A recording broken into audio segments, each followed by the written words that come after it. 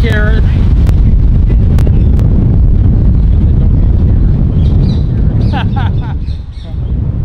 Oh, and I'm live.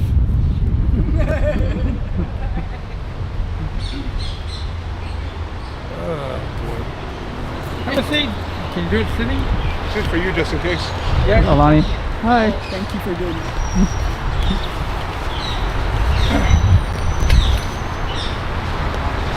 Ken and Karen. He's not going to start until you sit down. Oh no, I am. Oh. Okay. Okay. Greetings. My name is Michael Lane from Menominee Nation. I work as Indigenous Sovereignty Advocate for Indigenous Environmental Network. Its headquarters in Bemidji, Minnesota.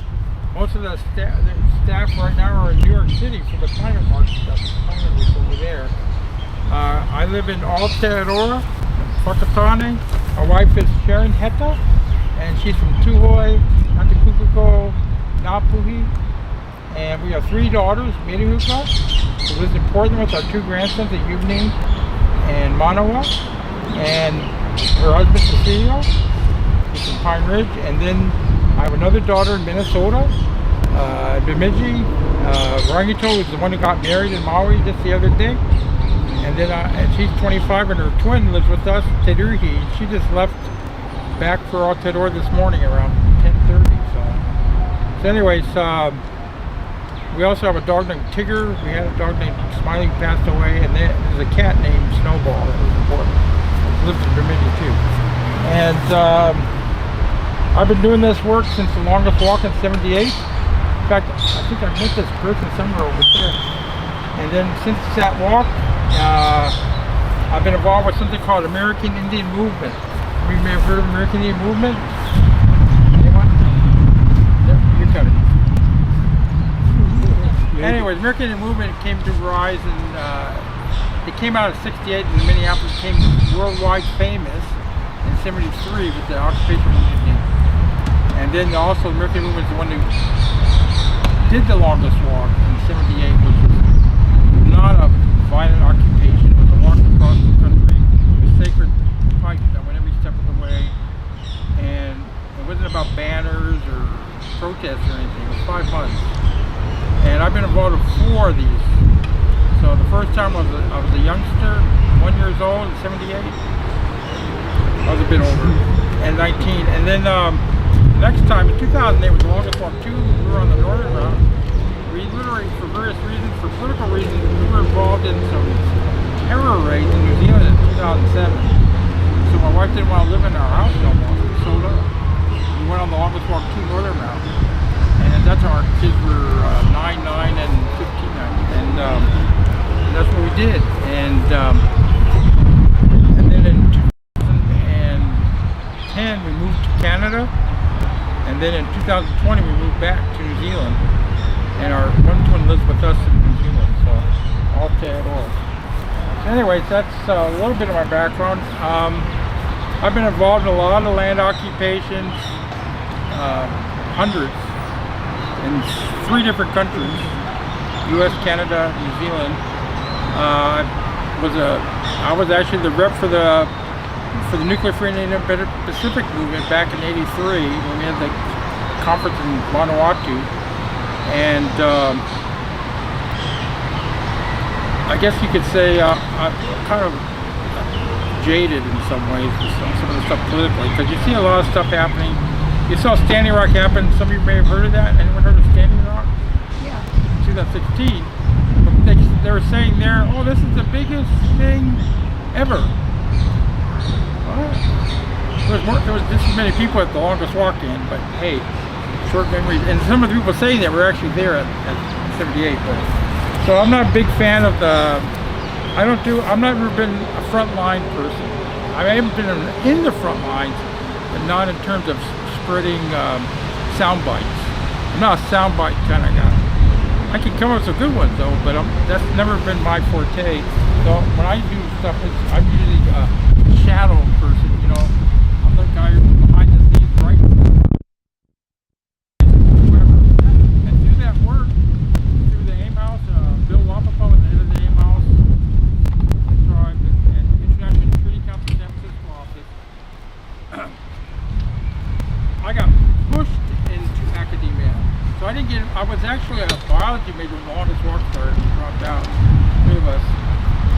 then I was pushed back to go back into academia. So since that time, I've gotten my bachelor's degree at Evergreen State College, my master's in Indigenous Studies at Te Whananga, Aotearoa in Aotearoa, and then I'm just the ABD over at Trent University in Indigenous Studies in Peterborough, Ontario. So, and the reason I ended up going to law school wasn't because I thought, oh, be a lawyer and help the people.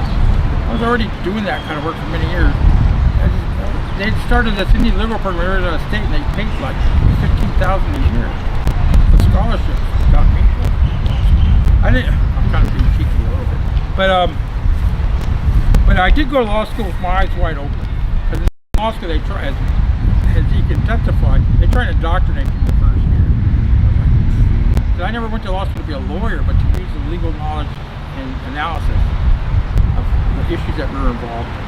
So my role in academia has never been, let's get involved with these issues and we'll create some theoretical frameworks and I'll publish some articles and books about it. It wasn't like that. In fact, I'm not published, and that's by intent at this stage.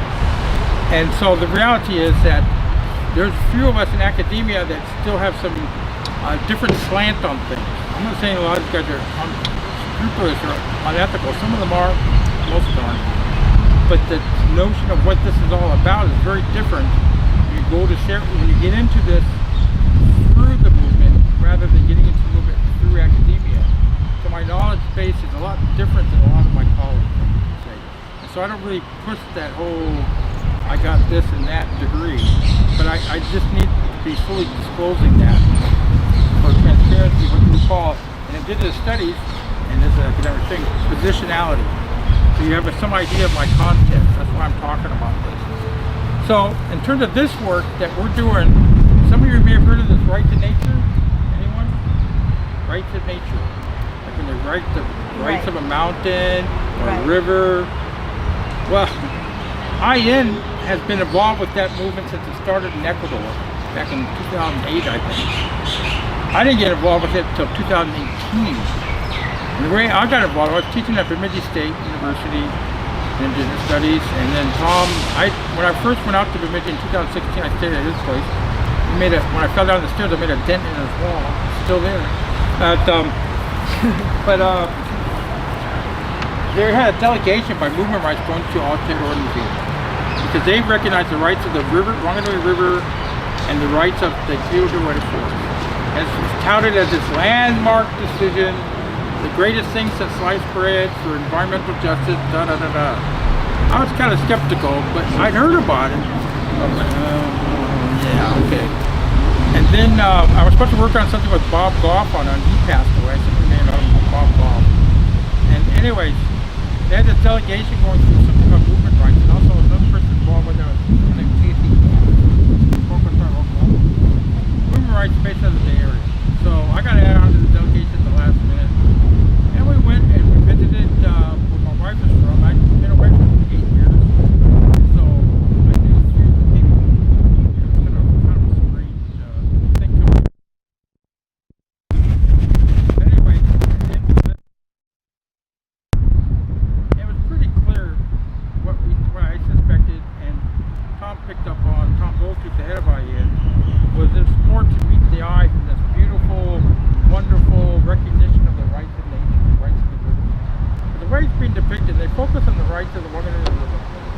And the way it's depicted, there's a spokesperson for the iwi, and iwi means tribe in Aotearoa. And then they have hapu, which are like a smaller subset of the tribe. And so those are the people that were bringing a Treaty of Waitangi settlement claim. It wasn't all of Maori then got together and did the rights of the Honolulu River. So that's the way it's often portrayed. It was a treaty settlement with one particular set of iwi. Not all of Maori that came up with it. And it was the crown. And that's what they call the government structure over here, the crown. You have the government, and then you have the crown as overall government structure. It was the crown who came up with it in the negotiation of the rights of the river, not the iwi. The crown offered it because of one particular reason. In Aotearoa, they don't recognize the legal personality of iwi and hapu. Even the Maori are 15% of the population. And there's zero recognition of jurisdictional authority. Technically, if they want, if an iwi or Ahupua wants to build a outhouse, it's supposed to get a resource consent from the council, or the district council, or the regional council. Do some places where they're heavily Maori do that? Well, no. But that's the way the law works. So if the Crown was more willing to recognize the rights of a river as a compromise than the rights of people, that's important to understand, because, and we'll get to that in a little bit, because what we're looking at here is indigenous peoples, no matter where we're from, we have what we call inherent responsibilities. We have inherent relationships with our lands, waters, and all upon it. And we've had to package them into customary rights, or sacred site First Amendment rights, or package them in different kind of packages in the non-Indigenous legal system, really with a property context. And even though within the U.S. law there is some recognition of inherent rights, what they would call inherent rights, which means they pre-existed the creation of the United States, in other countries they don't recognize any inherent rights, and they know they're out there. They know there are thorny issues, so they kind of try and dance around it. And like these treaty settlement processes, in the Treaty of Waitangi settlement process, the British Columbia so-called treaty process, these so-called Martin treaties in British Columbia, what those are about is about extinguishing inherent rights and responsibilities in exchange for delegated rights from the nation state. So they don't take away all your rights. And the way they package it is, here, we recognize your right to X, Y, and Z, but they make a list of it. And guess what? If it's not on the list, it doesn't exist. It's extinguished. Yeah, it's an extinguishment of inherent rights. We call this the termination agenda. Now, this presentation usually takes, the minimum time to do it good is about 7-8 hours. I'm packaging a lot of stuff here in 7 or 8 hours. A shorter amount of time. And then if we can get my PowerPoint going, maybe. Can you get the PowerPoint? Anyway, so what we're looking at here is a backdrop of political forces, and I'm going to cut to the chase here, but instead of building up to it. The termination agenda is where they take those inherent rights, they extinguish them in exchange for delegated rights. And it's not just exclusive to indigenous peoples that don't already have recognized inherent rights, that are openly recognized. It's even happening to tribes in the U.S. that have federal recognition. Because what they're doing here is a settlement, is a process of slowly doing away with jurisdiction that's inherent in exchange for jurisdiction that comes from Congress. Because in the U.S., some of you heard of this country, U.S.? Anyways, in the U.S., tribal sovereignty is recognized, but we know that Hawaiian sovereignty is. And in the U.S. where it is recognized, they are seeking to change the tribal authority. Originally, it was recognized that we had full authority over our land. Then they introduced this thing called Aboriginal title in 1823. They invented it. And without getting too much detail, they changed the nature of the game. Before 1823, they recognized all title and sovereignty belonging to the indigenous nation, including here. And then in 1823, they invented something called the Doctrine of Aboriginal Title. Maybe pause until the What? No. doctrine of Aboriginal Title. The what of Aboriginal? They invented something called the Doctrine of Aboriginal Title in cases called Johnson v. McIntosh. And if I'm not mistaken, there's a couple of cases here that have included some of that in there, but I can't think about it off the top of my head many years ago. But anyways, Doctrine of Aboriginal Title, before the Doctrine of Aboriginal Title, despite there's a whole cottage industry now for the last 10 years or so on something called the Discovery Doctrine. You may have heard of it? Well, from a political perspective, it's fine. From a legal perspective, it's problematical. And so from our perspective, it's like, okay, you can get an apology from the Pope, then what? And in fact, the Pope just did apologize not too long ago. Amazingly, nothing changed. And we've been saying that for 10 years. But nonetheless, some of us have been saying that. A lot of people jumped on the bandwagon. But here's how doctrine discovery really works. Okay, so as I said, I'm compressing a lot. Anyone heard of the Haudenosaunee or Iroquois Confederacy? This has relevancy here too. This particular issue that I'm talking about. Now, when we talk about treaty making, a lot of people think there has to be treaties that are written on a piece of paper. The original treaty making that started with something called the two-wool wampum. The two-wool wampum was a wampum belt. It was a beaded belt with two lines going side by side. That dates back to 1613, a few years ago. So in 1613, they had this two-wool wampum. And it was a treaty between the Haudenosaunee or Iroquois and the Dutch. And the Dutch tried to say, yeah, we'll be your great father or whatever. And the Haudenosaunee said, no, that don't fly.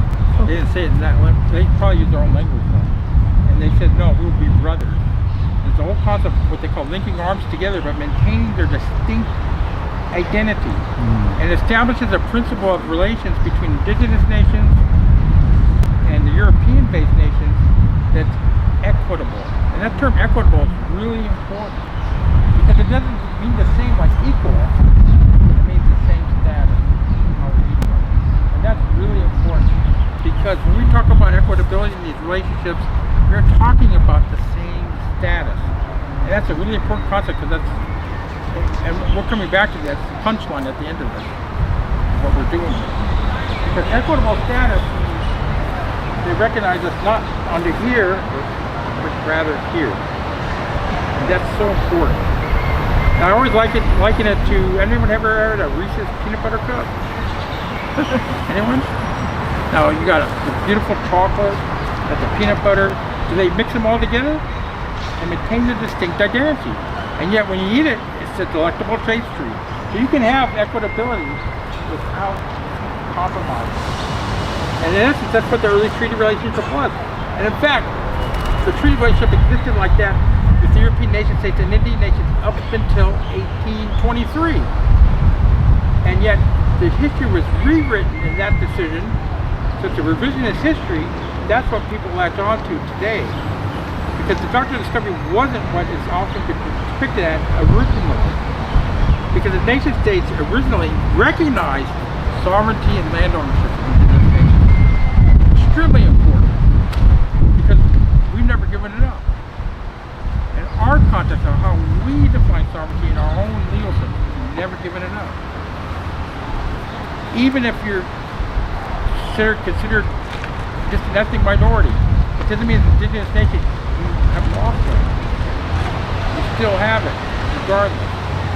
So it's not about federal recognition, which seems to be an obsession about, but rather an assertion of indigenous sovereignty based on your own spiritual ways, your own values, your own language, your own cultural practices. That's indigenous sovereignty. And all indigenous people that can assert themselves in that way are practicing it regardless of whether or not the nation state recognizes it, and maintaining that principle in relation to them, what we call the two-war wampum, which was a treaty relationship, was extended to all indigenous nations, basically by Britain, and their successors, Canada and America, USA. So that applies to all indigenous people associated with it too. So now we go through the different things that happened in the 1800s. They passed this thing called U.S. v. Kepakemapa. It was a court case that established something called the plenary power doctrine. So Indian nations don't have full sovereignty because Congress can override any decision by Indian tribes because of this U.S. v. Kepakemapa decision in 1885. And furthermore, tribes can't go to the court and say Congress acted unconstitutionally because there's another case called Lomo v. Hitchcock. So we exist at the whim of the sovereign. So even though a lot of people look to the states as the answer, it's not. And in fact, they're doing everything they can to erode tribal sovereignty. So it's really important that tribes really look to, in fact, if a decision that happened called Holland v. Bracken are going a different way, we no longer have recognized tribal sovereignty. So, people thinking that that's the answer is being eroded as we speak.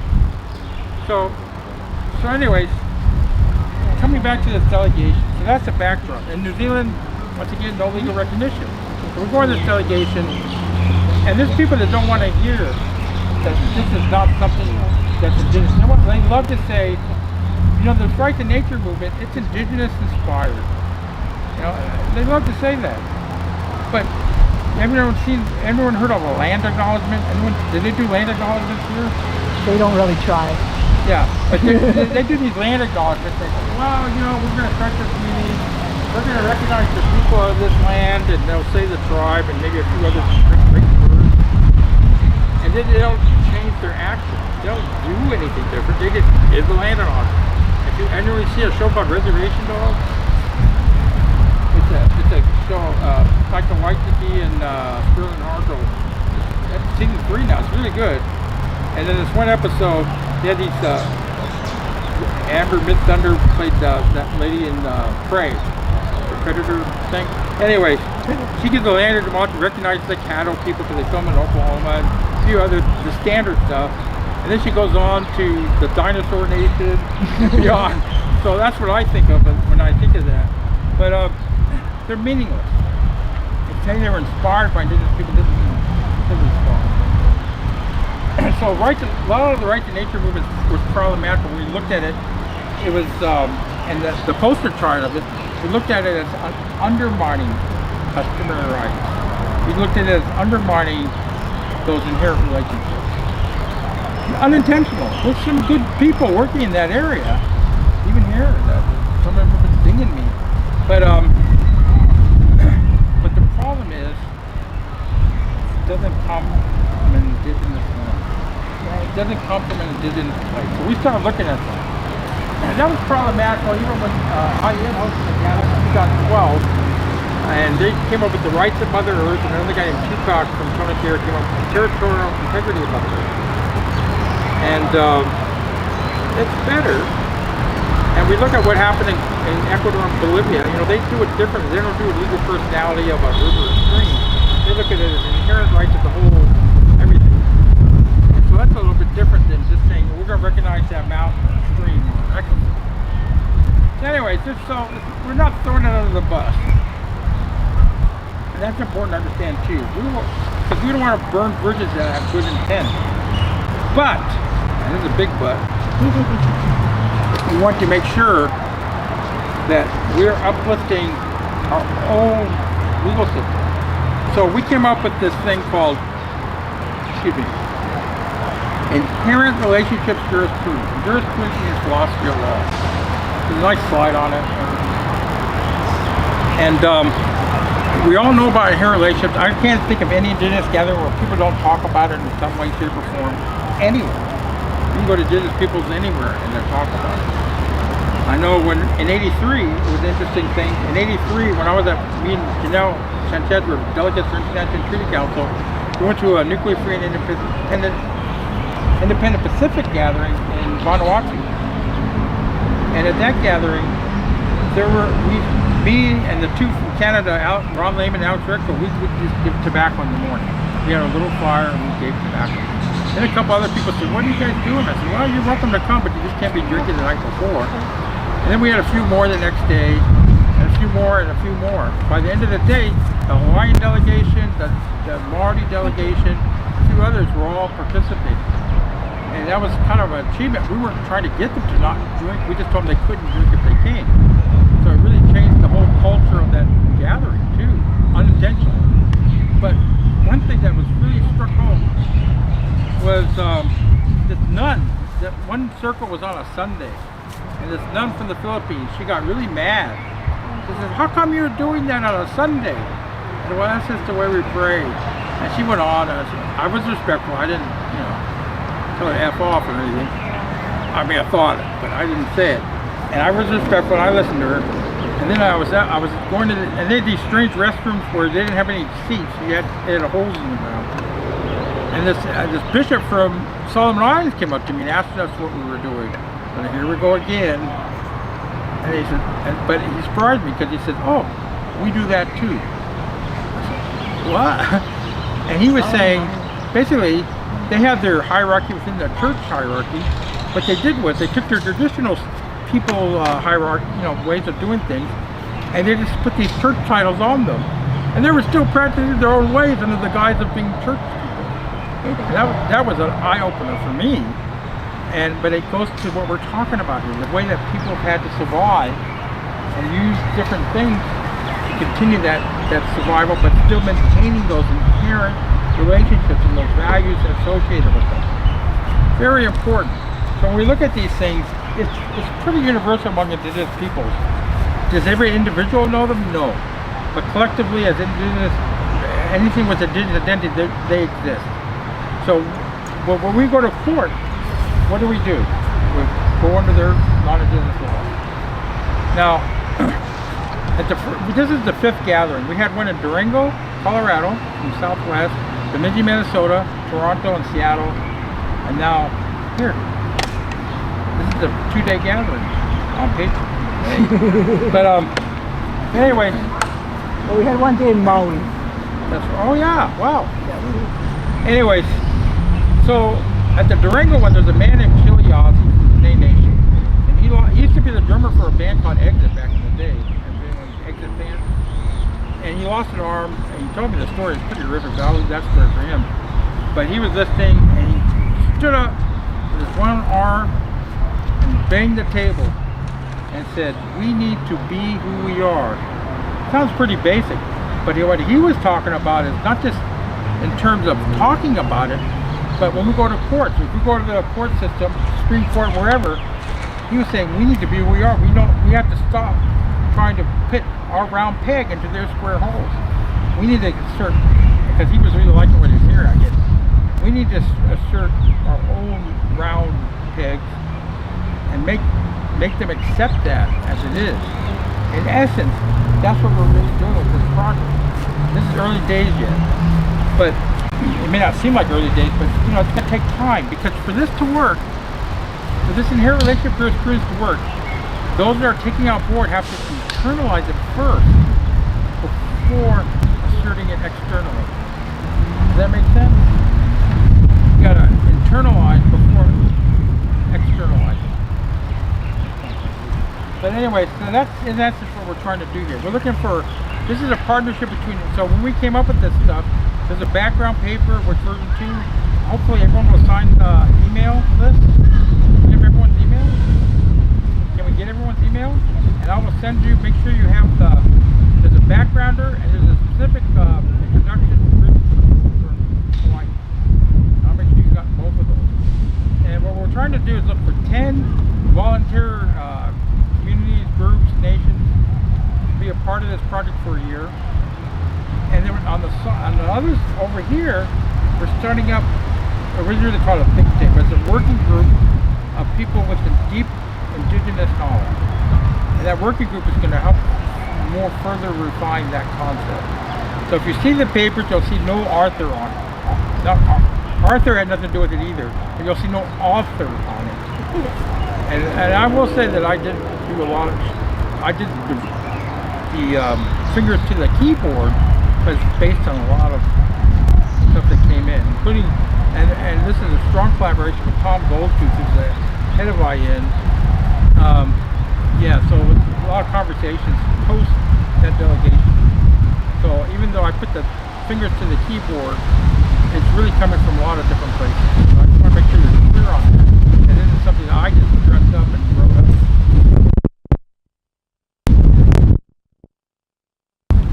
And so we wrote this backgrounder to try and distinguish what we were doing with the rights of nature movement. And I won't say there's been no direct opposition, but there's been a heck of a lot undermined by various vested interests.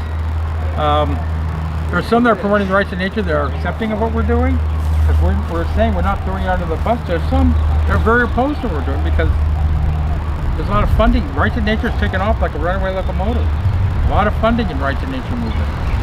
And I can tell you our project, it's gotten 75,000, that's it. These other projects got millions. There's a reason for that. And IN's pretty good, and we're partnering with a group called Earth Law Center. They've been very supportive.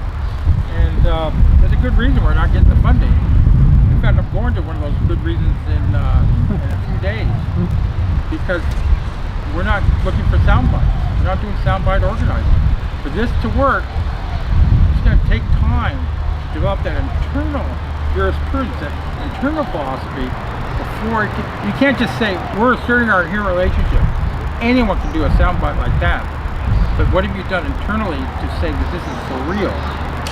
Because right now, with the rights of nature, there's people doing rights of river, tribes doing rights of river, rights of ecosystems, and it's becoming, but it's not enforceable. You can't just say, I passed a resolution, and all of a sudden, magically things change. They're political statements. That's fine, as long as there's follow-up. But oftentimes they pass these, well, most times, they pass these rights of nature ordinances, and there's no follow-up because they're not enforceable. And when there is follow-up, it hasn't necessarily been done wisely. I don't want to give you a specific detail because you're screwing me, and it can be used against me in the court of law.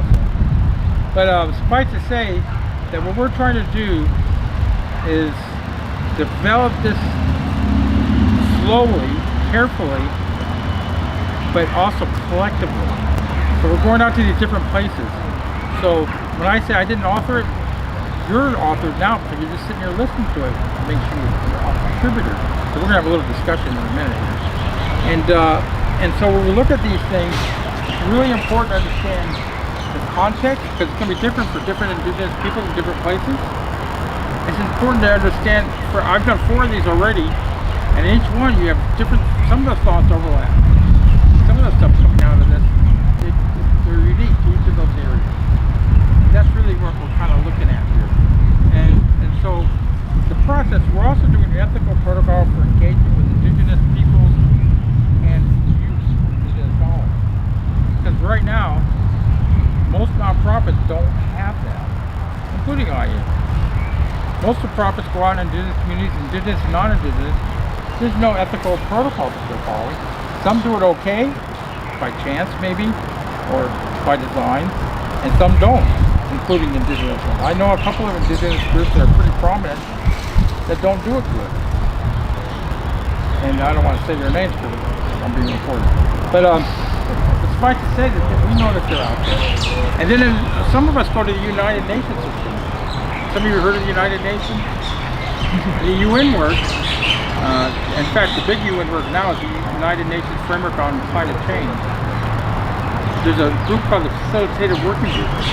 When this group started up, they've had 9 meetings now. When they started up, they defined indigenous knowledge and traditional knowledge. They're merged with local communities which have no legal standing. And people were questioning within the UN framework, why do they lump us with local communities? Well, in that box, it doesn't make any sense. But if you step out and say, oh, this termination agenda is trying to transform us to having inherent existence that's separate from them to something that comes under them, then it makes a lot of sense. If we don't have recognized indigenous uniqueness, then we become local communities or ethnic minorities in our own land. And so it makes sense from stepping out, but not within that box. So we look at it and look at that UN process. The facilitated working was really key because the only input to the conference of the parties for that climate change stuff, right? So where does most of the attention and resources go? You think it'd go to the FWG, right? Nope. It doesn't. FWG is like the poor, red-headed, freckled child kind of going on. But what we're trying to do there is we're trying to kind of work sneak maybe. Not the right word. But it kind of is too. So we'll pretend I didn't say sneak, but that's the best way. We're trying to get this ethical protocol going within the FWG process. In fact, I ended up in Bonn, Germany. I've avoided UN work. I even though I was with Security Council and everything for decades. But we're trying to get, what we're trying to do is behind the scenes get this ethical protocol for the use and protection of indigenous knowledge as we define it, not as they're defining it in a development framework, which is what they've done. At the beginning of that meeting in Bonn, the 9th meeting of the FWG, they had the head of the group that goes to, SB, STA, stands for something stupid. But anyway, they have direct input to the conference of the parties. And he says, yes, we would love to use your indigenous knowledge. And then this other guy from this other group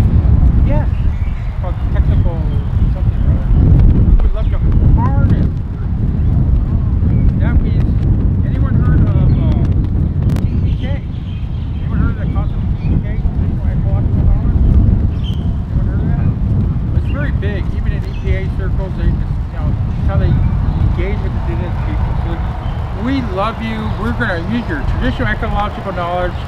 Give us guidance on how we're going to work. Sounds good. Now, has anyone noticed the difference between white bread and whole grain bread? Is there a difference between Wonder bread and whole grain bread? So, one is kind of like bread. You can put jam on it, you can put crunchy peanut butter on it. But then the other is more like real bread.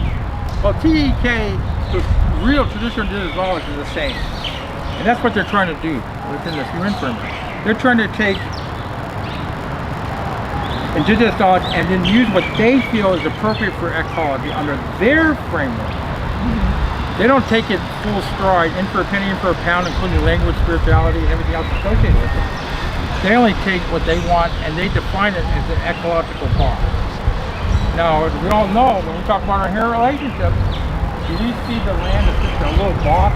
This is the ecological part, this is the non-ecological part? No. It includes language, it includes spirituality, it includes cultural framework. So, what they're trying to do in the UN process in protecting indigenous knowledge is using it in their framework, not our framework. So this is the sneaky part. So if we get this, because right now, the UN work has been going on since 77. There is no ethical process or protocol that's institutionalized that protects indigenous knowledge and how it's determined how it's used. Because the way those ethical protected usually work is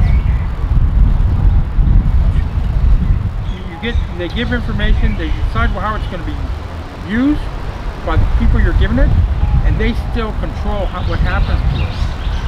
Not you give it and they can do whatever the hell they want with it. That's how it's currently happening.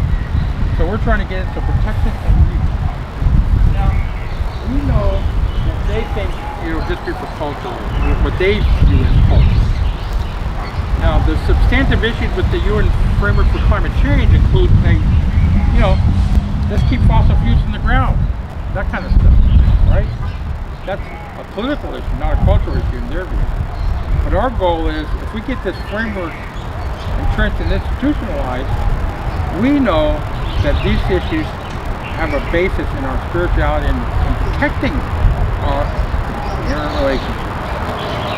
Not just as a customary right, not just as a property right, but as a basic human right. So that when they attack, the inherent relationship is established with, say, anyone heard of any Mona around this area? Any Mona going on?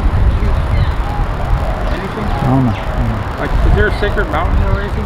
Oh, Mona. Oh, mountain? I say it's New Zealand. I'm already going, sorry. Well, anyways. Yeah. Or, they want to build a telescope maybe. Yeah. So any kind of issue like that inherent relationship exists regardless of what they say. So when you assert it as an inherent relationship and you force that recognition, then when they attack it, they're not just attacking that land, they're attacking the people. We know they're already attacking the people. We already know that. But in their system, we've been arguing it as a First Amendment right or property right or different ways that we do that. And we want to strengthen that. So the idea of this inherent relationship jurisprudence is to strengthen that so that it's up what we call customary rights and sacred site protection rights and everything else are uplifted to a higher legal standard and a higher political standard. And framing it in a way that comes from our own indigenous legal system. Now, obviously, this is a much shorter version than what we've been doing. So at this time, I'd rather get some, rather than keep blabbing on, get some thoughts or discussion going, or questions or whatever. I will have some of that water now. Any thoughts, questions? Yep.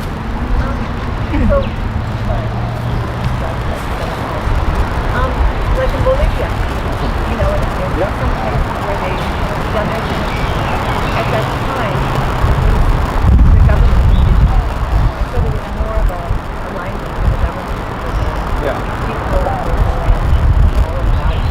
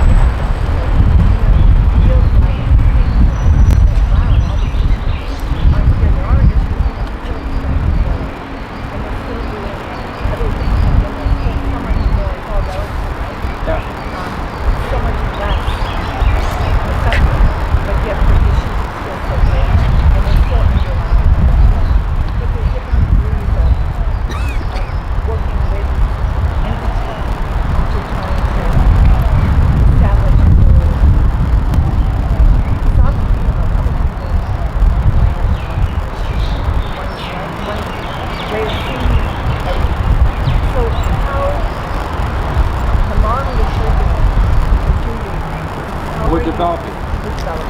Right. I'm wondering how is it for different states that people develop their own model according to their own religion? Well, Or how is yeah. it? What we're developing is not a one-stop fits all. Okay, that's important. But yet the basic concept of it can be applied uniquely in each of those different areas. So say, for example, some groups here decide to take it up, it's going to look very different than, say, Tonatira, a group out of Phoenix takes it up, or Segurite Land Trust in the Bay Area can take it up, the Ohlone people, or the Yakama tribe, the Duwamish tribe. Duwamish doesn't recognize Yakama is recognized. They're going to have different issues. The concepts still require internalization. Some will be able to internalize it easier than others, but the first step is that internalization. And that's what makes it unique, because they have to actually consciously look inside, not outside. You can't get permission, you don't ask for it, you don't advocate for it. You got to look inside yourself as a collective and say, what is our traditional spiritual as a foundation? How do we make our organization structured, or our nation structured, or our movement structured along those lines? So it's going to take unique, it's going to have to be unique to each and every entity that takes it up. It's basically inherently fluid, as opposed to, here's the answer. The concept is the answer over time, but there's no answer for this process, that process. One aligning to people themselves wherever they're at. Decide. That's right. Cosmology based on their whole way of seeing it. Yep. That's the Yeah. alignment. That's right. And so, because oftentimes, this is what goes back to what Chiliadi said, we need to be who we are. Because oftentimes we know these things internally, we always talk about that. But when we go external, we try and frame it in a different way. And this is what we don't want to continue to happen. We want to try and make the attempt to change the status quo. Because the status quo, it's defensive. The status quo, the defense is important. And I would suggest that right now, it's probably 90% defensive work that we do, and maybe 10% offensive. We look at it internationally and even domestically within different contexts. And we want to get to a place where it's 50-50. We need to continue the defensive work, otherwise if we didn't do it, who knows where we would be now. So it's not dismissing that defensive work, but we've got to start shifting towards better balance between the defensive stuff and doing stuff in proactive. That makes sense?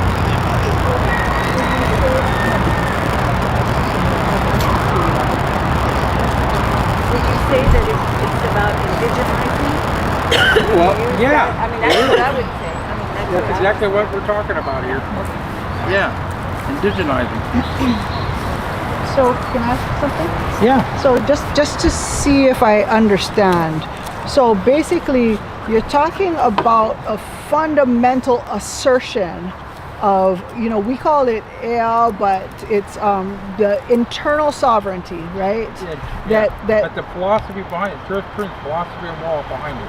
Right. So the idea, and this could apply in different, because you're talking about potentially different countries, right? So for example, in Hawaii, I think most of us are pretty clear, like a lot of us, that we are an occupied country, and that the country we are currently in is Hawaii, not the United States, right, but Hawaii, right?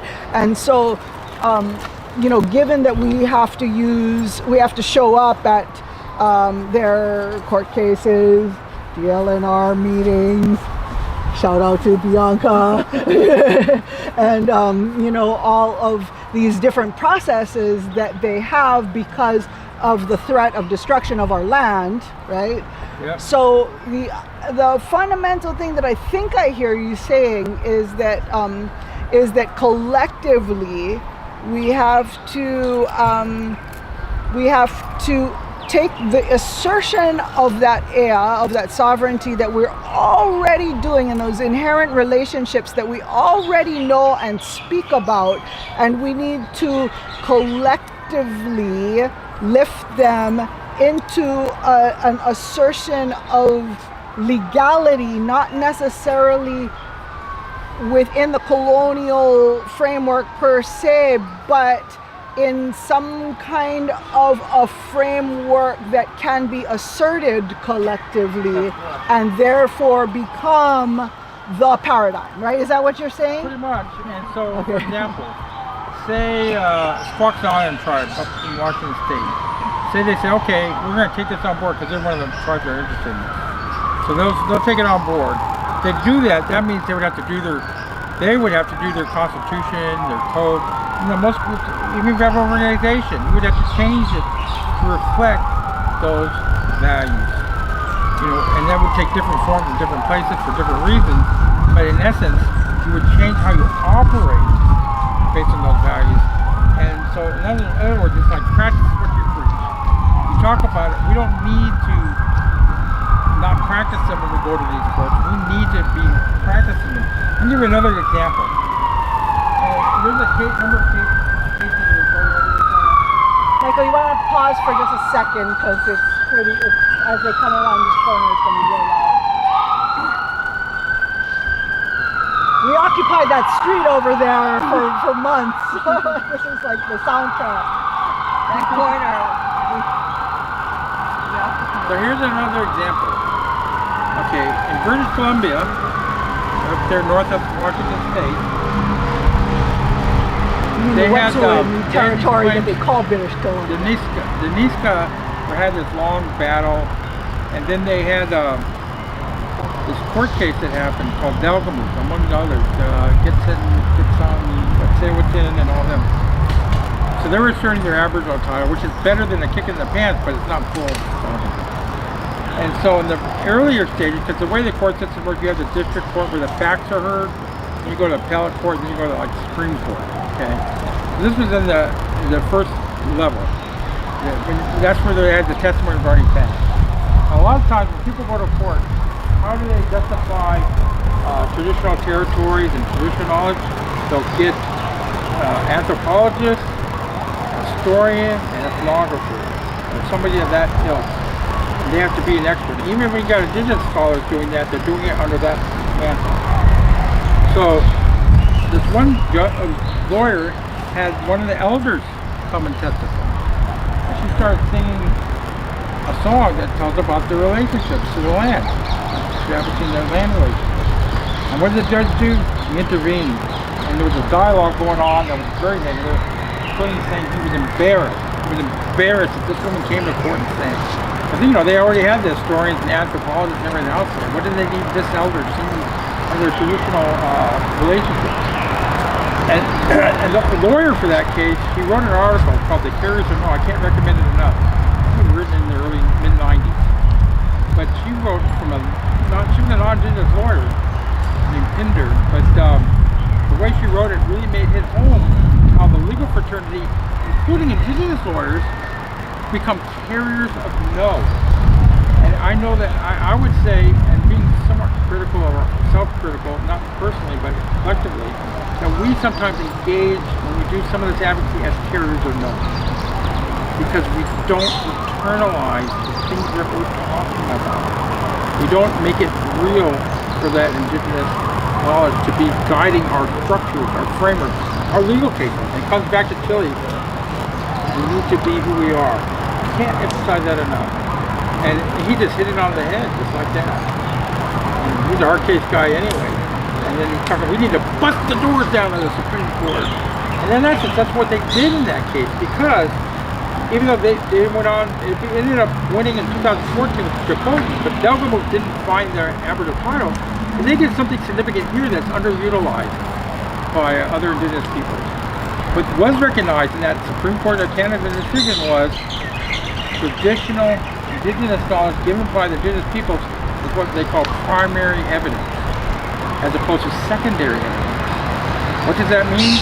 That you don't need the anthropologist, ethnographer, historian, whatever. Your own indigenous knowledge is primary knowledge. That's important. Was it utilized, for example, at Standing Rock? No, because they had lawyers that weren't trained in that stuff. And it hasn't been utilized too much in other places. Do they utilize even for rights in nature assertions? No, not really. The only place of rights in nature where it's been sort of asserted is the Ponca tribe of Oklahoma. They did change the tribal code, and they didn't do it by recognizing legal personality of anything, even though case is a big part of that at present, but rather recognizing the right to nature generally, similar to what they did in Ecuador and it's trying to assert tribal jurisdiction, because they had at that time there was a group called this lawyer named Thomas Lindsay, who I will openly say is a con man, even though I'll probably get in trouble for it. I'm not supposed to do that. He works at a group out of Seattle called Center for Environmental Defense CEDR, CEDR.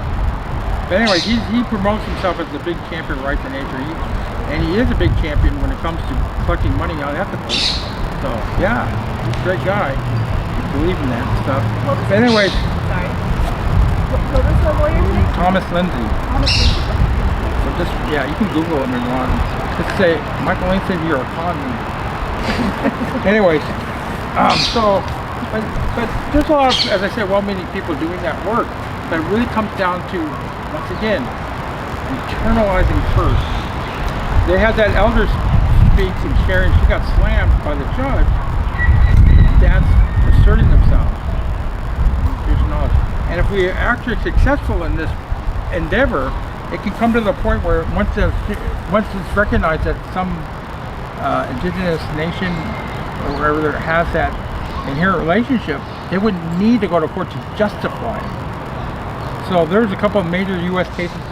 One that probably had bearing here, San Francisco Peak.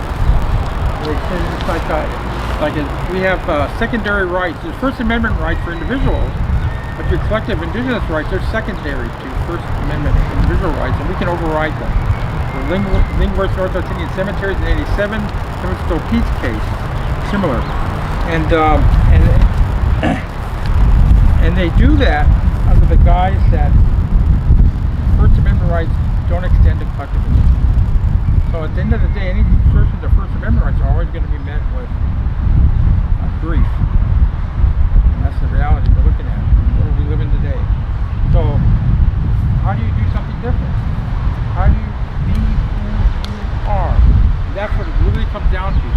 Right now, the biggest problem with the rights in nature movement is this. It sounds good, and I'm not saying it's bad, and politically, it's better than what was out there before. But the problem is, except when applied to indigenous nations as a substitute for actual recognition of, like an Aotearoa. The problem is this: how do you assert legal standing? So legal standing is a big thing in legal cases. Okay, you gotta be harmed, the party harmed. It's hard to show that if you're just some environmentalist saying you're violating the rights of this river. We passed this ordinance. There were those that, for example, in Lake Erie passed the Rights of Nature ordinance, and they got passed at the local municipal level. Then the state got involved. And do you think the state said, okay, that's okay? No. And in fact, they ended up sanctioning the lawyers. And Thomas Lindsay was involved in that and made sure he wasn't one of those lawyers that was actually arguing. But they got $50,000 fine for, what's the name, when you do a frivolous lawsuit. Yeah. So they got fined. There's other efforts to rights in nature things are symbolic, not enforceable. What were they calling a frivolous lawsuit? When they did this Lake Erie stuff in the municipality over in Pennsylvania, they tried to strip the rights of nature of the municipality, and the state claimed it. There was a right to Menominee case, a writer out of Writer's Nation. Got a lot of notoriety. That's Menominee is wild rights. And besides the fact that it was a political statement that was not well written because it extended the rights of the Writer's Nation to all wild rights. And I'll just say my tribe is Menominee, which means people of the wild rights. So there's a few other tribes besides the Writer tribe that has relationships with Menominee. But be that as it may, no one really criticized. Then they incorporated it into tribal law. And of course you have issues with jurisdiction beyond the reservation boundaries. And then Thomas Lindsay jumped in, and it was working with the guy Frank Bibble, and it was the greatest landmark decision. Well, it went to the tribal appellate court eventually, and it got slammed 7 ways from Sunday. The guy from Leech, like Frank Bibble, he backed off, not Thomas Lindsay. Oh no, he was still saying it was the biggest landmark decision, and just neglected to mention that it got slammed in tribal court. It got slammed in tribal court because of issues of legal standing, and to build up legal principles, you have to do it incrementally. There was no incrementalism. People just go out there and say it. That's not building up incrementally. In other words, you got to argue something that's within the legal framework, and then say, by the way, this is also something else besides the bread and butter thing. Also, we're asserting this, like, say, right to nature, rather than that being their central case. Does that make sense? That's how you build case law incrementally.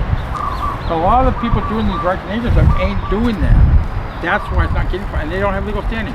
As indigenous peoples, we have already inherent legal standing. It's built in, because we already have recognized treaty reserve rights or customary rights or something, some kind of rights that are already pre-exist. And that's true for most indigenous people, even when they're not recognized, like such as, for example, here. So there's certain rights that are specific to Hawaiians that they try and, downgrade, but they exist. And so you already have legal standing. And so the ideal situation would be, and a good example is a place in Northern California called Medicine Lake. Some of you may have heard of that river tribe. It's a lake because the other problem is, say, let's look at the Yurok tribe. They passed the rights of the Klamath River. Okay? Oh, they're at the mouth of the Klamath River. The river extends up. So did they go to their neighboring tribe Ahupua to do that? Or Karuk? Or the Modoc and the Klamath people way upstream?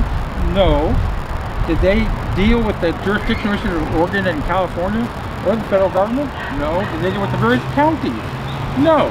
They asserted their right to nature thing over at the Yurok tribe over the Klamath River. Do you think that Ahupua, their neighbors, were happy with that? Well, they weren't happy, and they aren't happy. And so, because you have multiple jurisdictional issues, all of which also have legal standing issues across the board. Now, say you had something like Medicine Lake, okay, which is in Northern Cal, it's in one county, one state. There's a specific interest between the Pit River tribe, and even though there's 11 bands, and some will say the Mohawks too, with that lake. It's a sacred site that's been attempted to be developed as a geothermal site, okay, for a long time. Now, say they passed, California says, we've seen the light, right to nature is the greatest thing since sliced bread. Heck, it's better than white bread. We'll look at it as whole wheat bread. They love the rights of nature. They passed the ordinance. So what's the first thing that's going to happen with that lake? Oh, I'm sorry, Barbara, for saying something that, hey, I know. Anyway, so say they pass this right to nature thing. What's the first thing they're going to have to do for who speaks for the lake? Because this is what they did in New Zealand. They recognized its beautiful rights of the Whanganui River. They had all these beautiful statements and Te Reo Maori and everything. Man, it was just beautiful, man. You just make you cry. And they appointed the guardian from the iwi and the guardian from the crown. Wow, equitability in action, right? Well, no, because behind that there was a 15-member management board, right? That actually makes decisions, and it's for management, not for maintaining those relationships. And guess what? Of those 15, 8 are from the crown, 4 were from the iwi, and the other 3 were Māori. They weren't iwi-based Māori. They were like from different Māori agencies or stuff. So if all 7 of those came together, guess what the vote is? 8-7. And that's for management, not maintaining that inherent relationship. Do some people, do we remember still practice those relationships with that river? Oh yeah. Heck yeah. Well, we met a few of them.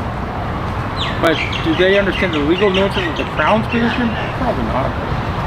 And in terms of the context of New Zealand, it's the best thing they could have. So let's say if we come back to Medicine Lake, so what's the first thing they do is they recognize the rights of nature? They're going to look at what they call stakeholders. Anyone heard of that term?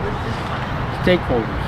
They have multiple stakeholders. So who are going to the stakeholders be? They're going to include the county, I'm sure, probably the state, probably the geothermal interests, the recreational users. They maybe have boats on there or whatever. And then the tribe will be, the tribe will be included too. They'll be one of the stakeholders. Now, right now, the relationship with that lake and dealing with that lake, the legal relationship is really nation to nation, the federal government and the tribe, right? So even though it's not great, it's better than being one of 15 stakeholders. Right now you got 2, maybe 3, and the tribe's one of them. Under that scenario, if they recognize the right to nature, the tribe would be one of 15 or so. Who knows how many?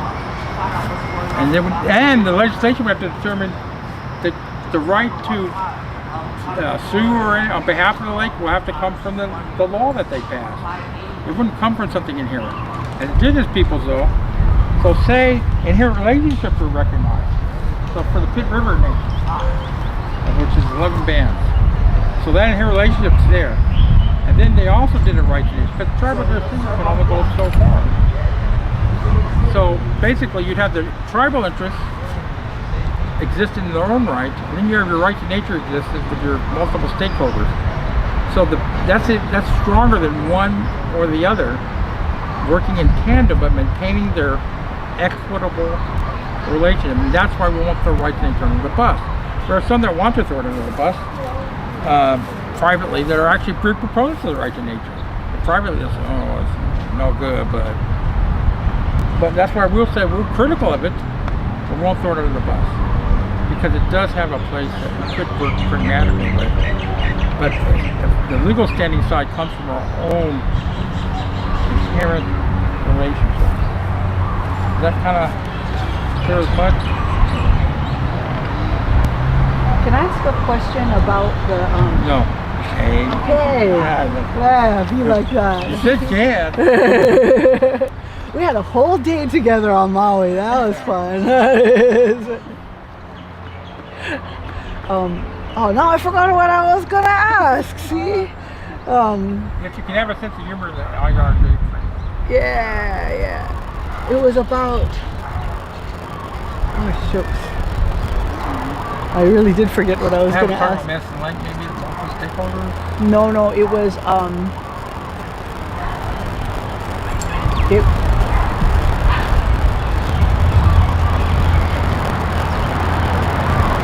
Why don't I ask a question? Yeah, go ahead. Okay, you know you were talking about that river, and then you had multiple tribes, And states and then one asserted their inherent right? Well, no, they serve the rights of the river. Right to the river in Legal for the full personality. for the whole river, or just that How do you part? do a part of a river? Well, the part that travels through wherever Which is they they're are. at the mouth of the river. Yeah. So yeah, they were doing it over the whole river. They were doing over the whole river, okay. But, okay. So, instead of the other tribes saying all like, did they not agree on any kind of level with that? And so No. they wouldn't join in? No, Oh. because they didn't establish a foundation. They just did it themselves with their own tribal council. They could have gone to the other tribes before they did it, but they didn't.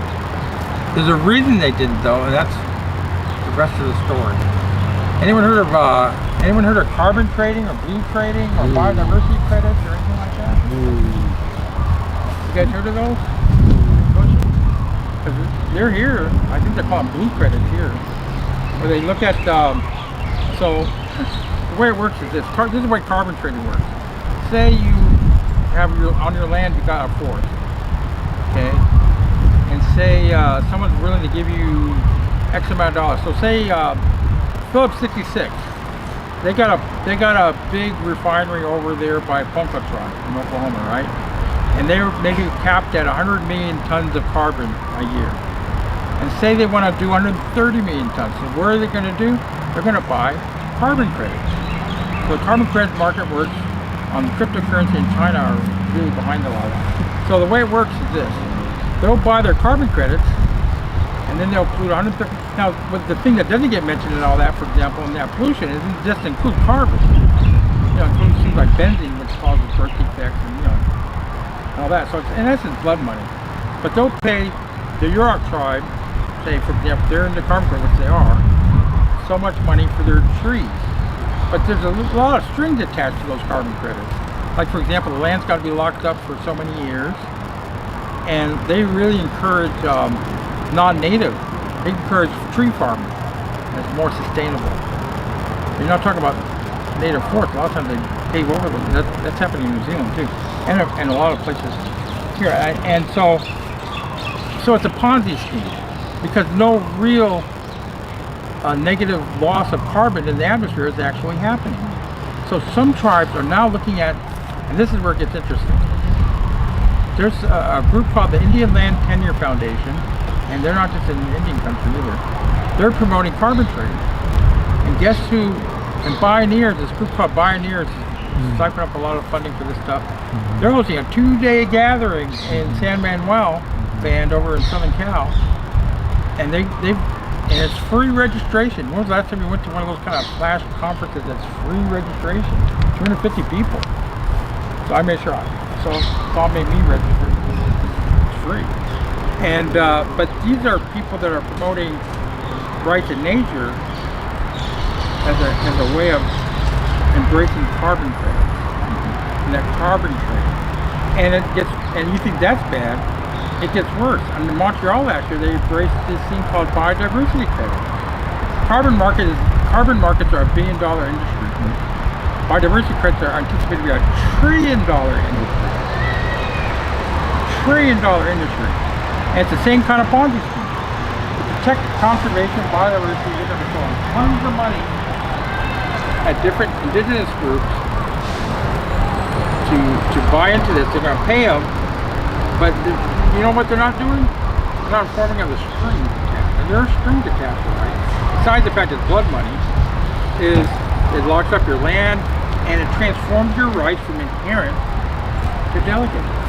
And that's in essence what the Aotearoa tribe did. I don't know how conscious they were, but that's what's happening. So that's an issue. And you got to be very aware of biodiversity credits because I know for a fact we're looking at Hawaii, what's called blue credits, which are part of the credit reefs. They're going to get tons of money for people to get protection for the reefs, but there's no strings attached. I know we're working with the First Nation in. Go ahead. What did you just say about the reefs? They're going to do this thing called blue credit. What is that? It's like the biodiversity credits. They're going to pay money to different tribal groups to maintain the reef with strings attached, so they can do harm elsewhere. No, but what did they actually do to the reef? That's a mystery wrapped in enigma. We don't know. They may. That could be because they'll be determining the framework of which how Did they buy it? No, they're buying the credits from it. So what they're saying, correct me if I'm wrong, Yeah. but I think what they're saying is that they do this thing, because a lot of reefs are in trouble, right? So they do work on the reef to make the reef healthier or whatever that is, but that's in trade for them actually damaging a reef someplace else or some other place, or in some way they're causing damage someplace, and they're using the money from that to do this work, whatever the work that they're doing that makes it that much better, picking off plastic or whatever, right? Plus, as an added bonus, they will control what your customary rights are relating to that reef. In other words, they will have say, not you. Once you take the money, they'll determine what's best interest of the reef, not you. Does that make sense? Yeah, but I can't see that being enforced here, especially among our people. Yeah. Because you couldn't see carbon credits being enforced in Indian country, but it's happening. Because having the right to a reef or a place that you have to take care of in order to produce food, is a right that we have. So long as we say this is how we're attached to this particular area. And if they try to block you from doing that, you have every right to respond to them. That's right. A lot of people won't. They'll take the money and say, yeah, we got to listen to them. And that's what's happening in other places. So, for example, we're talking to a group in Northern Ontario called Mushkegowuk. It's a council of 7 First Nations. And we're engaging with them because they were interested in this project, being a part of this. And one thing that came out was they've been offered $200 million for a protection conservation scheme, and they never mentioned the string. To them, they're thinking, oh wow, we're getting $200 million to protect our Mesquite, which is like a, not tundra, but kind of like it, and they're going into the Hudson Bay, or James Bay in this case.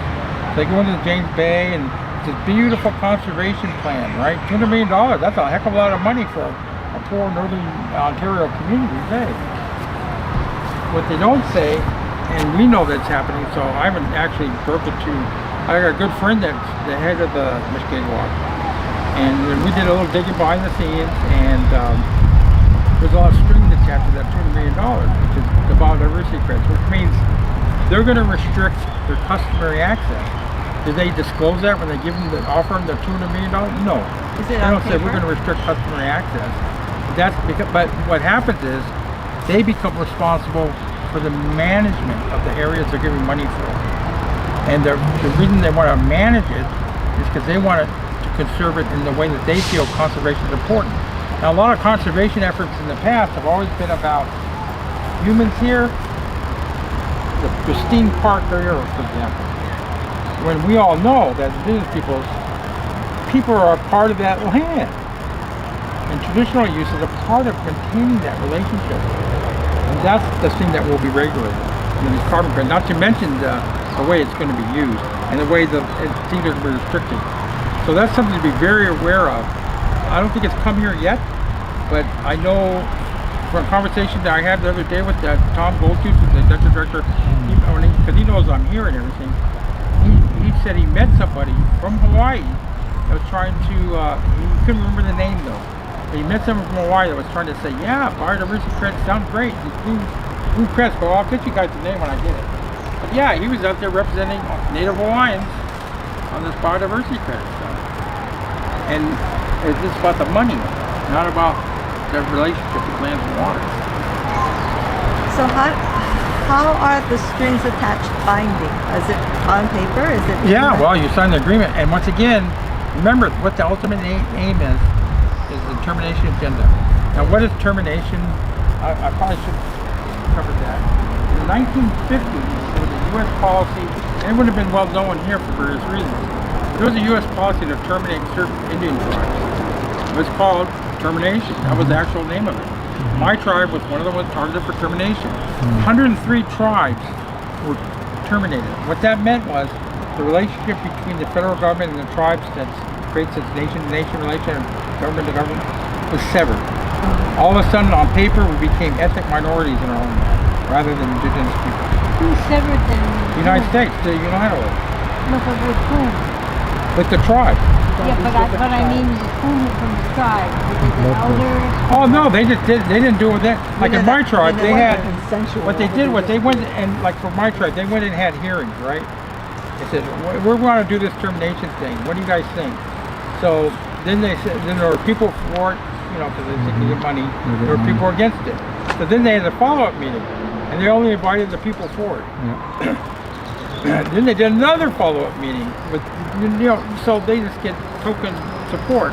They didn't really need it though, because of this plenary power that I was talking about earlier. Congress did it. And 103 were, now we were the first to be restored in 73. This is in the 50s.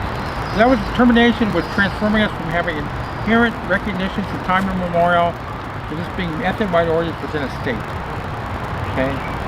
Now, as you know, that's kind of how Hawaii treats a lot of people here, is ethnic minorities within the state. And yeah, but there's still some recognition of some land. But they want to do that to all indigenous people, but also extinguish inherent rights that are kind of thorough. Anything to do with customary rights, anything to do with traditions that existed, they don't mind having it as long as it comes from them. Because if it comes from them, they make their list. If it's not on the list, it doesn't exist. That is ultimately the termination agenda. And when you enter into these agreements for carbon trading, and it'll be the same for this biodiversity credit, you pretty much have to give up your inherent rights in exchange for delegated rights from them. It may be okay on paper, you know, superficially, but you know, it's a slippery slope when you have a nation state determining what your customs or traditions are. If the state of Hawaii says this is who you are as Hawaiians, would that be an issue? I think it would be. Because who are they to say that? It's for the people to say who they are. And this is actually happening with something called the Canada's Alliance. Canada, New Zealand, US, Australia. New Zealand, I need to close this. In New Zealand, they got done over by ASSERT. It's one of these groups that gets racial discrimination unit. And New Zealand's response was, among other things, they said, Marty iwi has the right to organize his iwi and to own the assets, their own assets. On the surface, it says, okay, kind of nothing. It's significant. It's because they're saying, the New Zealand government's saying, Marty can only exist as iwi, which is their tribal structure, as if the right comes from them, the New Zealand government, not from something that existed since time immemorial, is inherent. Maori had the right to organize iwi. So they're giving the right rather than recognizing the right. The same thing's happening and we've got tribal sovereignty, right? Now they limited, say for example, the jurisdictions, criminal jurisdiction of Indian tribes over non-Indians on reservations. It happens for some legal cases. Okay? And then they said, well, okay, we're going to recognize in domestic violence issues limited authority of tribes to do non-Indians and on domestic violence. And what tribes are going to say no to that? But what the key, the little knife in there is, it's not coming from, it's re-recognizing inherent jurisdiction. It's coming from Congress. And so you're caught between a rock and a hard place. Can you say no, you don't want authority over domestic violence that's kind of rampant in certain reservations? No. But once again, it's not recognized. They can simply recognize that inherent authority in a limited way. Nope. They delegate from them. A lot of the EPA laws are protecting Indian tribes and Inuit, and I imagine here, I don't know enough about it. It transforms something inherent. There's limitations on civil and environmental regulatory authority now because of another legal decision from Montana. And these agreements, they come from this. So they created laws that allowed them to treat tribes as states. And by doing so, they're delegating the rights rather than recognizing something already existing. Now, so that's the termination agenda, and they're promoting this through a lot of these international venues as well, such as the UN Framework on Climate Change. So this is the kind of stuff we're dealing with. I remembered what I was going to ask. I mean, it's just very simple, but where do you see this this going? The inherent relationships jurisprudence. So how do you see it being collectively asserted? If it's not, given that right now we're all collectively dealing with the guns of the other guys, right? But at the same time, we're also coming into a lot of our own power that shows the limitations of those guns, right?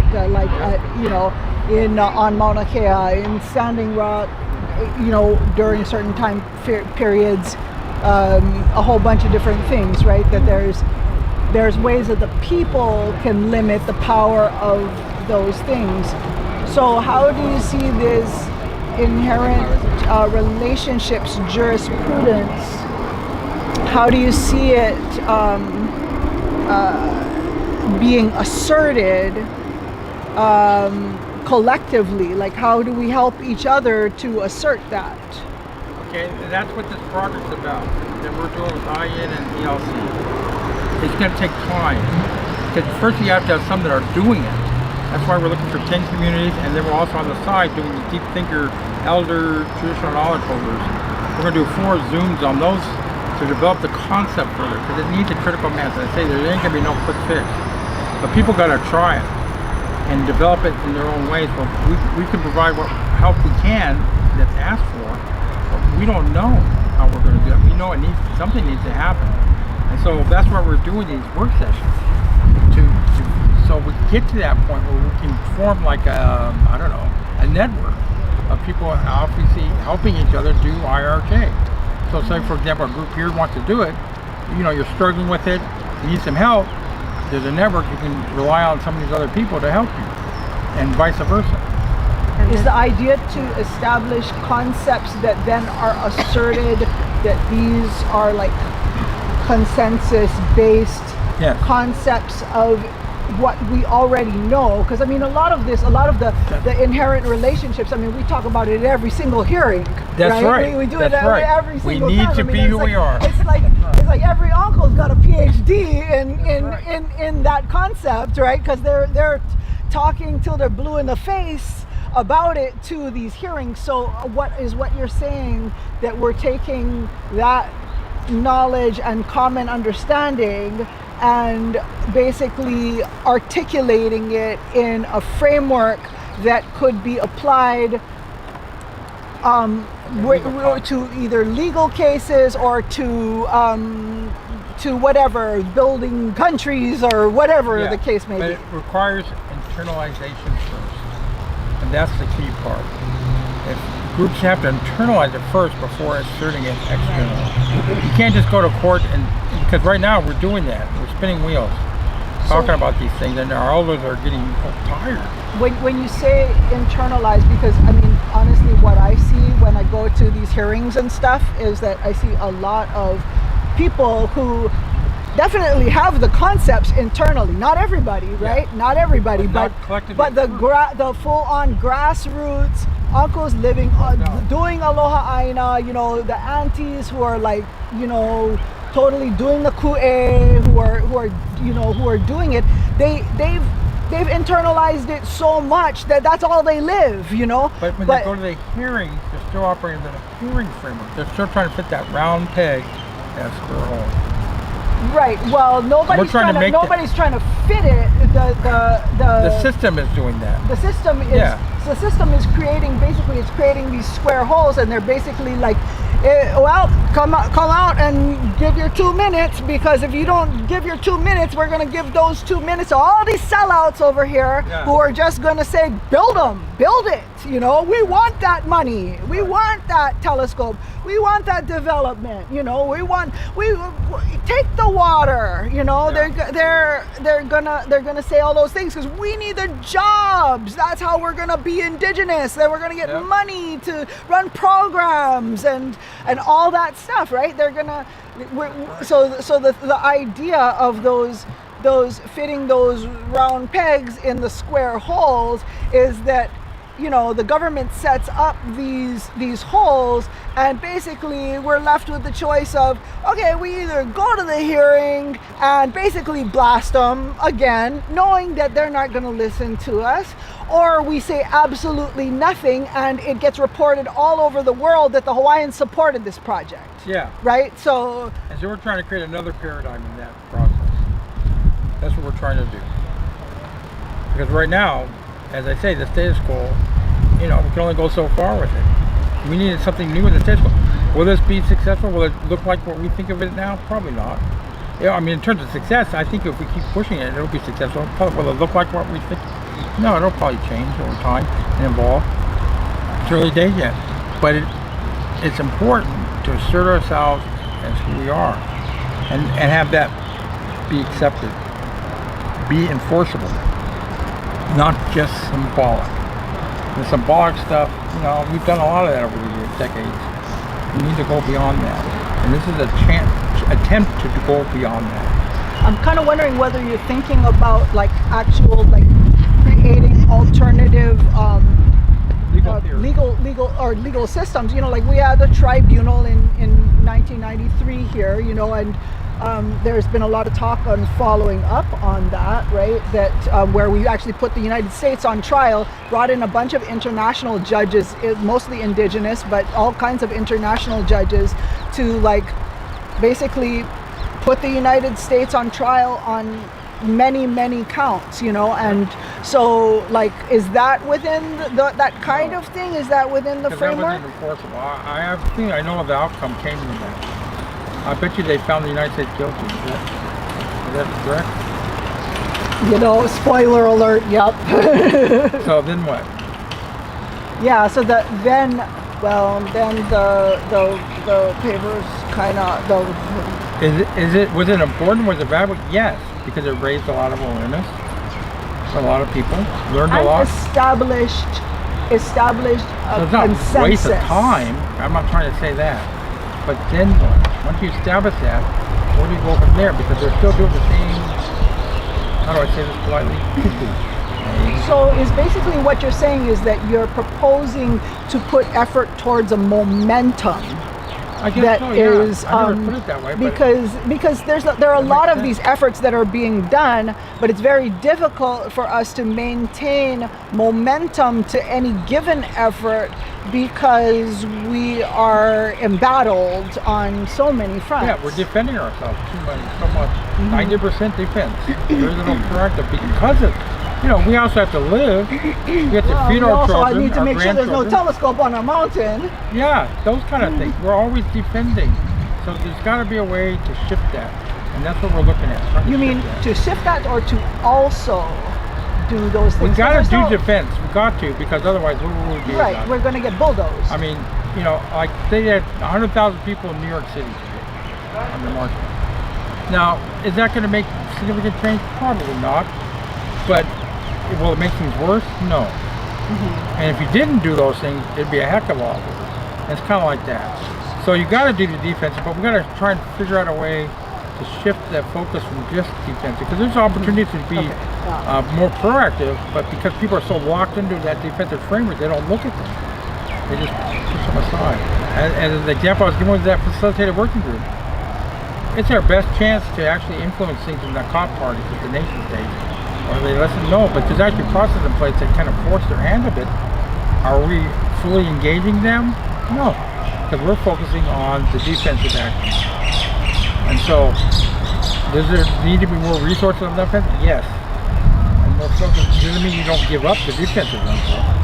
Right. I mean, because part of their strategy is to keep us embattled constantly with defensive action so that it's nearly impossible for us to go on the offense against their freaking illegal government that needs to come And down. they're not even that sophisticated. They're not even seeing it that way. They're saying, because they're using more subtle strategies. And then unfortunately, right to nature, I've read a few articles recently where people from the biocredits thing are going to use right to nature as a justification for biocredits. They already got a way, because they're seeing it like this. When they're doing their stuff in Canada, the BC treating process, and it's a scam, it's really a extinguishment process. Basically what they're saying is this. When they try to do this with the DAPL stuff, they're trying to create a framework in the UN framework to say, you know what? Those indigenous peoples, we can't just trample over their rights. They have rights. They're sincere about their spiritual ways. How do we do our developments but still accommodate them? And so that's why they redefine, for example, indigenous knowledge and traditional knowledge as compensatory, basically as a development right, that if they violate your traditional spiritual ways, they will compensate you. Because indigenous knowledge is defined in that development context. It becomes compensatory, it becomes a property interest. The whole thing about rights in nature is okay because it's not in that property framework, but those trying to put it in that property framework. That's what carbon trading is about. That's what biodiversity, everything becomes a commodity. Sorry, I interrupted. Terry was trying to say something and I call him my Terry. So anyways, that's what it's about. That's the concern, the commodification of everything. Yeah. That's the determination of the ultimate aim, is to make everything compensatory interest. So they're no longer saying we're going to just kill you. They're saying, oh, you're so beautiful, can you lead us in a prayer?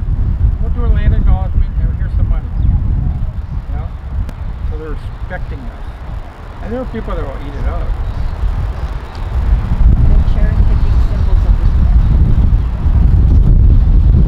That's why we're trying to create paradigms that don't allow us to do that. They say, this is new. We've only been doing this for about a year. And that seems like a long time for me. I've been hard about it. What I was going to say is, traditionally, each island has its own place and history, and a lot of it has to do with families that traditionally come from Kauai or Maui or even on Oahu, So among our people, we recognize certain names and certain families that come from traditionally certain countries or places in the archipelago or in among the islands. So that to me is a way of, if you could also see, it's like governance too. It is. Yeah. That we know, if there's a family, let's say that's from Honolulu, if something's happening that's maybe harmful to the people of Honolulu, who do we go to? We don't go to the representative in the area. We will go to the traditional people of the Aina who live there and have knowledge of the place and talk to them about, how do you feel about this? What are you guys going to do? How may we help you, to assert your, make sure that you still stay here and are not moved out for any reason. So every island has that kind of, tradition. And when you're among our people, then you begin to know and respect that kind of framework. Yeah. So I don't go into your country, and bother you about what's happening in your country, and then I would hope that when you come to Oahu and there's something here that you're interested, that you would come and see our families, and then we could sit down, talk story, and find out what's going on. And equally, if we have to go to a hearing or somewhere, even to Congress, to represent, we will support one another so long as we understand what the issues are. And we have to study many times and get people who know what they're talking about, not just feeling, but talking from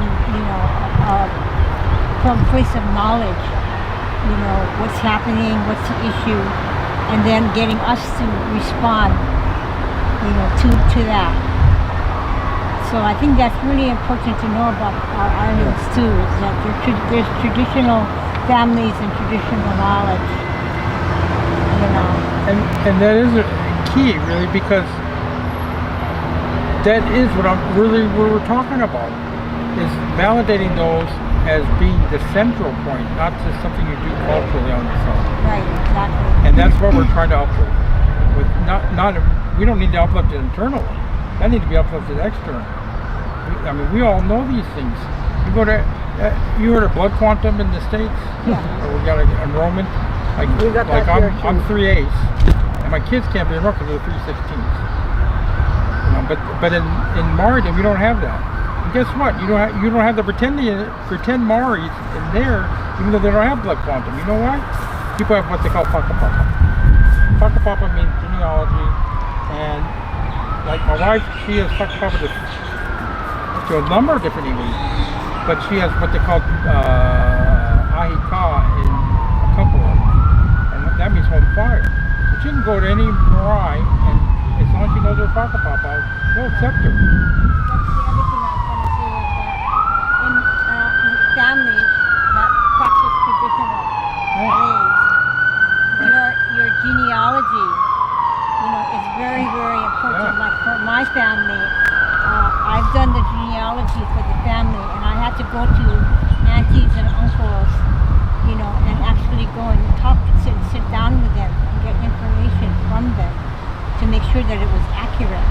But then we have genealogy, and in that genealogy, it's like it's your duty as a kupuna to teach the ones that are younger that genealogy, because it says this is where we came from.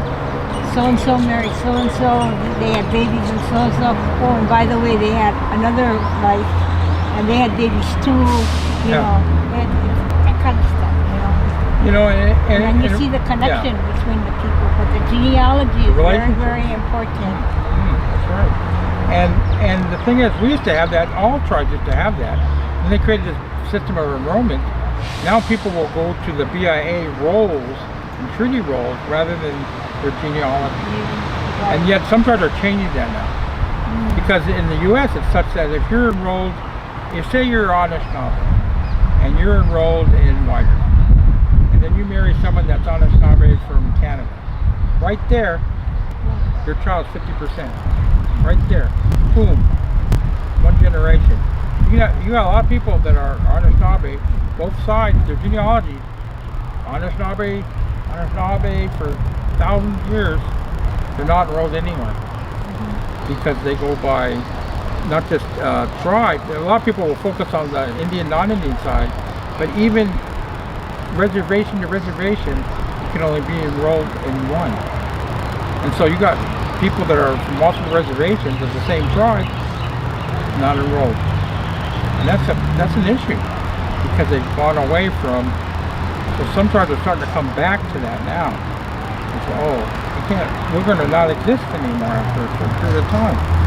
The enrollments are dropping in some of these tribes that are, where that's happening at.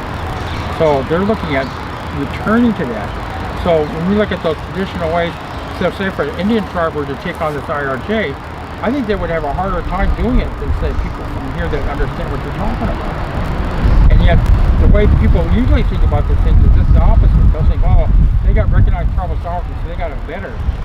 But in the view of what we're talking about here, what you're talking about is better and stronger, and that's important, and that's the inherent relationships are based on those traditional values, and you don't have to.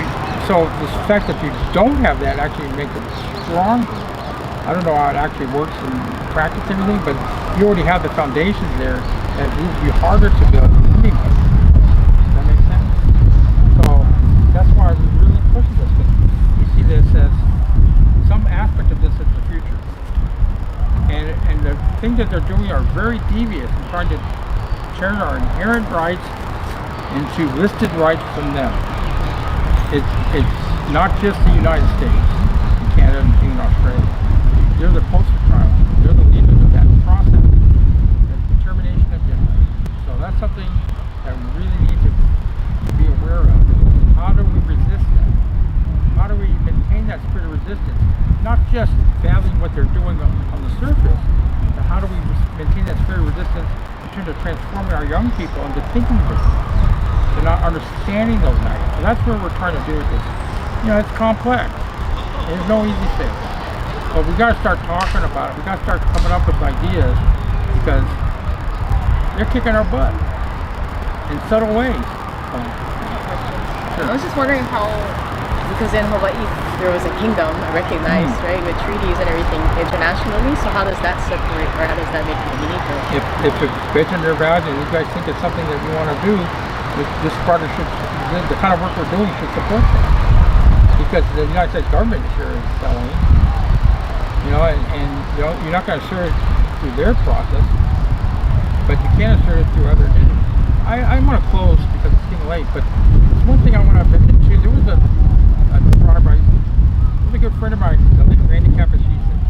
He was from a tribe called Mokupuni. Now, they came about in the Upper James Bay area. They were wanting to do a hydro project that was as big as France, flooding their land, right? And then they did a deal called the James Bay Northern Quebec Agreement, and they created the Grand Council of Erie as a corporate framework. And some of them said, no, we're not into that. And they went down to their traditional hunting territories and went on moose factory and island there. And they formed themselves as a First Nation. Did they seek recognition from Canada? No. But they sought recognition from other First Nations. And it took a while, but they did get that recognition. They were sitting at all the tables. They weren't part of the Canadian response team. And interesting enough, there were people, when we tried to be pushed in 2012 with the North American Caucus of the UN Permanent Forum, they do these caucus meetings. There were people opposing them. There was a resolution to have that inter-indigenous recognition process adopted by other indigenous nations. They were quite happy with the status quo, and that just says a lot. So, so good. Let's try to get an email.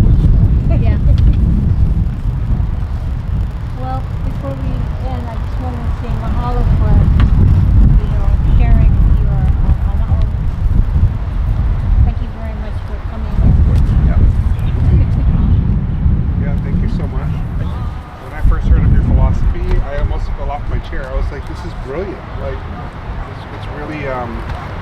you know it's I-N. That's the part there. But I think that's important, like, you know, embodying the change you want to see in the world, right? So becoming that, like, you know, knowing who you are and embodying those principles of your tribe or your nation or your people, and then just having that emanate outwards. And if someone else can't recognize it, that's none of your business. Yeah, it starts there, and then that legal So I guess framework. you're on the legal offense team. Yeah, I'd love to. I was like, I ain't kidding either. I was so excited. I was like, this is amazing. The jurisprudence is brilliant, and it's intellectually honest, and it resonates. I think it carries a nice current, you know, from the dream world to the real world, and it bridges, like you said, like with that anecdote or that where they're embracing each other, brother to brother, instead of existing within the palm of the other. You know, and I think that's what that framework does. So thank you so much for that. Thank you. Yeah, really an honor to meet you. Seriously. Sure, we'll be in touch because I know that someone's taking all the emails. Yeah. I think we can stop filming now. Okay. I'm all like crunching.